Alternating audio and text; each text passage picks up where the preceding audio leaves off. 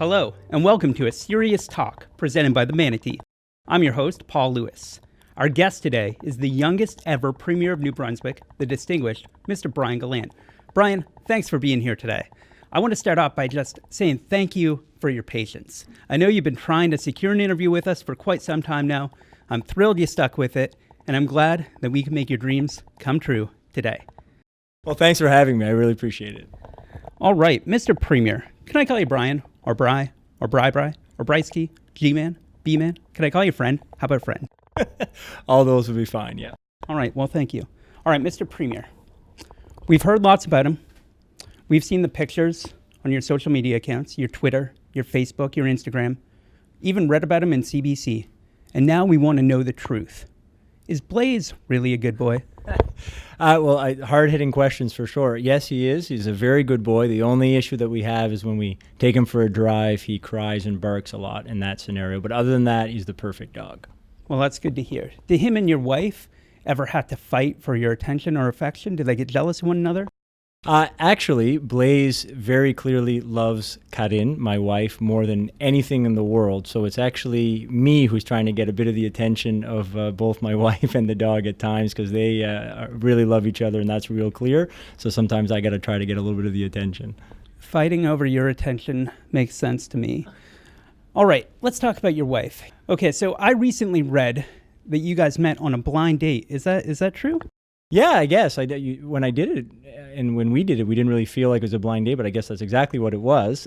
We had mutual friends that had actually for quite some time said that we had to meet because they thought we'd get along, and they were right. So we went for dinner at a Boston Pizza, and we had a great time, and we kept seeing each other from there, and the rest is history, I suppose.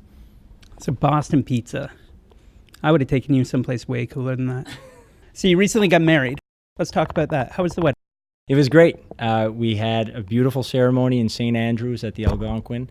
We had 50 or so close friends and family members.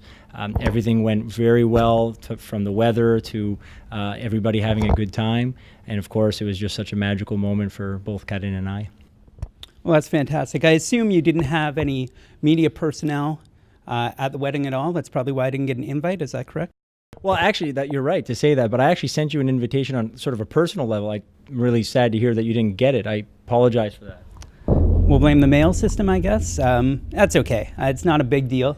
I did have a slideshow ready to go. I could have thrown off a speech in no time, but that's okay. Don't forget about me next time, though. Next time, don't forget. I did bring you a gift today, though, for your wedding. This is from my wife and I.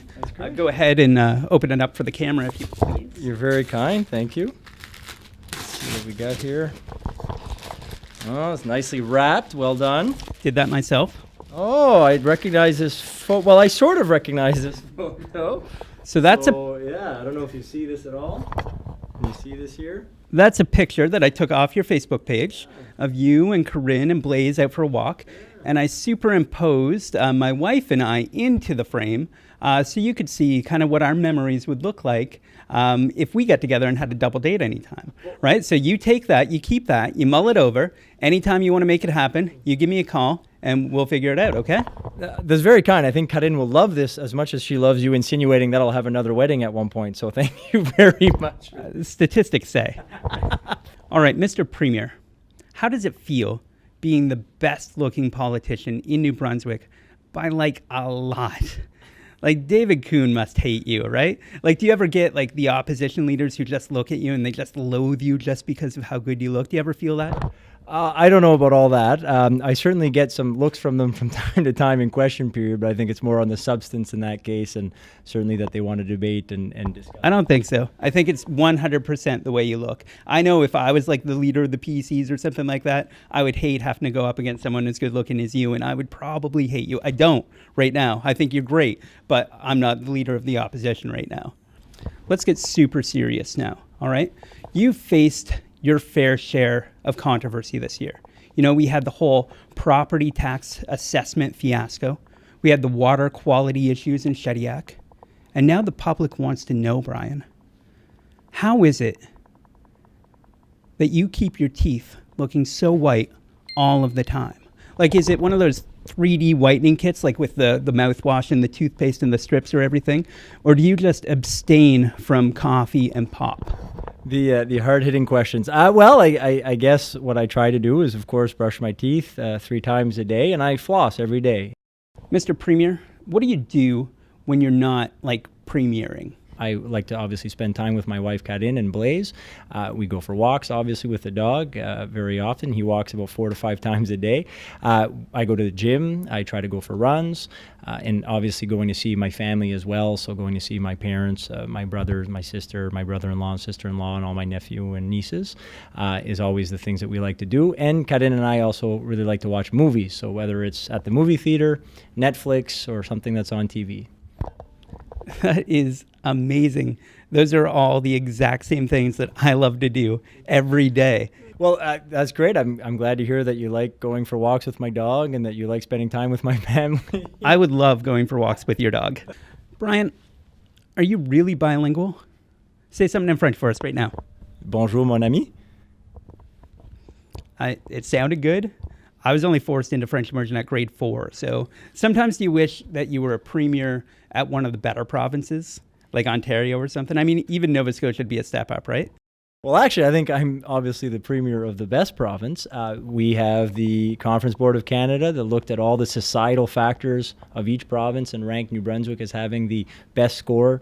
I think that demonstrates what we all know. We have the best quality of life here in this province, and certainly we have the best people you could ask for. So I'm very lucky to be the premier of New Brunswick.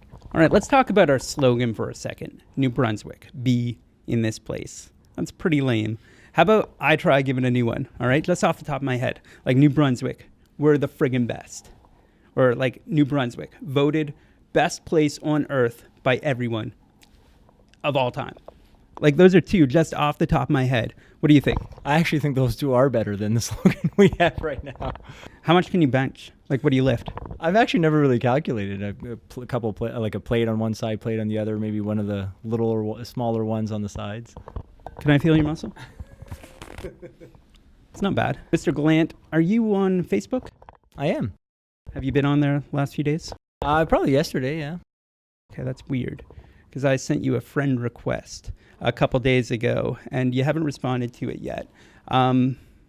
Yeah, this is awkward because I definitely saw it and sort of made a decision, and ultimately we find ourselves with the decision I made about the friend request. So it's sort of awkward, Paul. I'm not really sure what to say about this.